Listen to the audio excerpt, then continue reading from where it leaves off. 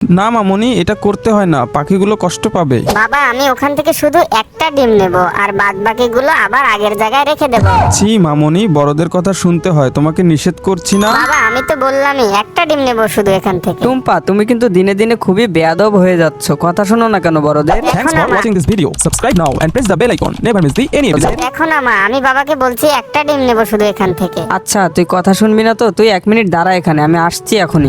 বাপরে, মা বুঝি সত্যি সত্যি খেপেছে এবার। আমি পালাই এখান থেকে।